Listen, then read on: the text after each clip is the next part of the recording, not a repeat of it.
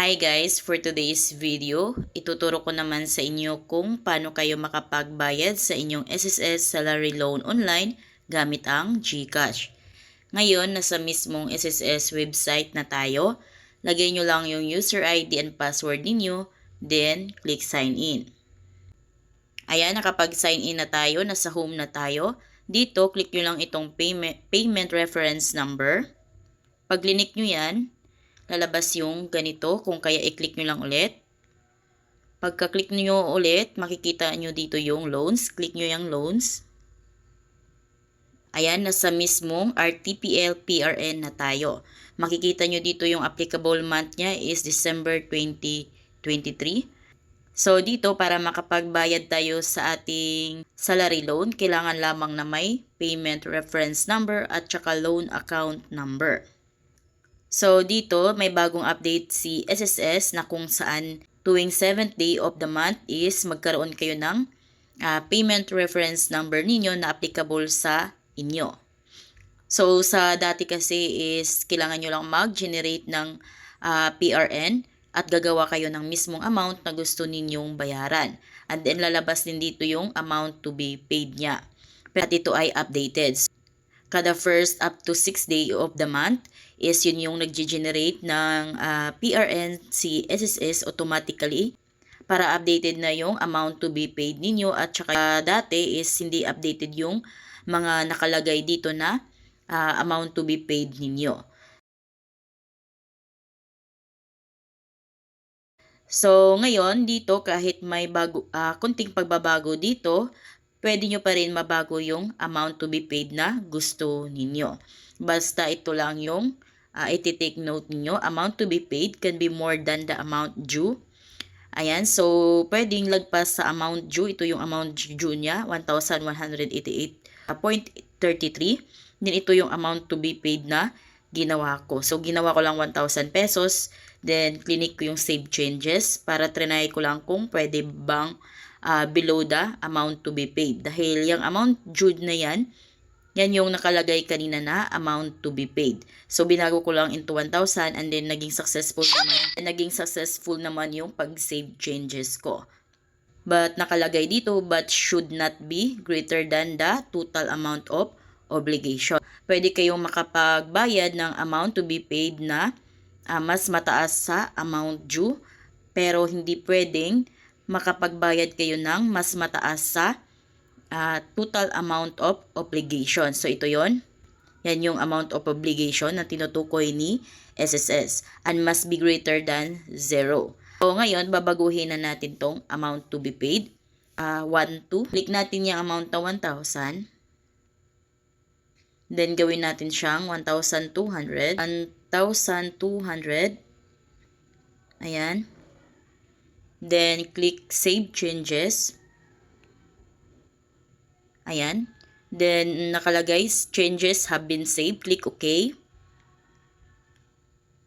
Payment reference number na ito is makapagbayad lang siya ng amount na 1,200 pesos. Hindi kayo pwedeng makapagbayad sa payment reference number na ito na ibang amount yung ilalagay ninyo. So, anytime nyo ito pwedeng mabago yung amount to be paid. Ngayon, pag once na magbabayad na kayo, click nyo itong PRN. Ayan, so ito na yung payment reference number ninyo. So, kung ipaprint ninyo, click nyo lang itong print. Ayan, then kung halimbawa naman is screenshot nyo lang, so pwede ding screenshot na lang. So, required na kasi ni SSS ngayon guys, sa pagpumunta kayo sa mismong SSS branch is mag-screenshot na lang kayo or magpa-print kayo para diretso bayad na kayo. Hindi na kayo manghingi ng form doon at mag-fill out ng form. Then, para din makatipid din si SSS para paperless na din. Back tayo. Ngayon, ang kailangan lang natin is the payment reference number, loan account number, at saka yung amount to be paid is 1,200. Screenshot natin yan. Ngayon, open na natin yung GCash apps natin. Then, dito, click nyo lang yung bills. Then, click government. Scroll nyo lang pababa, hanapin nyo si SSS. Ito na yon si SSS. Belong siya sa SSS Loans, RTPL. Dito, lagay nyo yung amount to be paid. Amount to be paid is 1,200.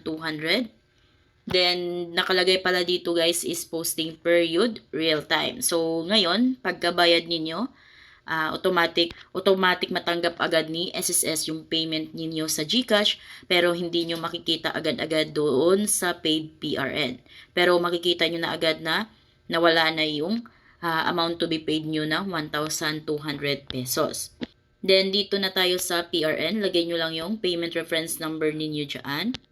Then, ito na yung in-screenshot natin kanina. Then, dito, ito na yung payment reference number. Lagay natin doon. IL2330. Next is the account number. Lagay natin dito yung account number. Account number is ito yon, SL2023. Ayan, next is payer type. Click natin ito. O pag hindi naman kayo employer, kung ano man yung status nyo kay SSS, lagi nyong piliin is individual. Next is the country. Click natin yan. Then, scroll nyo sa pinakababa. Hanapin nyo lang yung Philippines. Ayan. Then, email address. So, dito optional lamang kung gusto nyong lagyan ng email address ninyo o hindi. Pag lagyan nyo yan, mag-i-email si GCash sa inyo ng resibo ng payment nyo dito. Dito naman sa protect your bills, so skip nyo lang yan. Huwag nyo nalagyan ng check yung box. Then, click nyo yung next.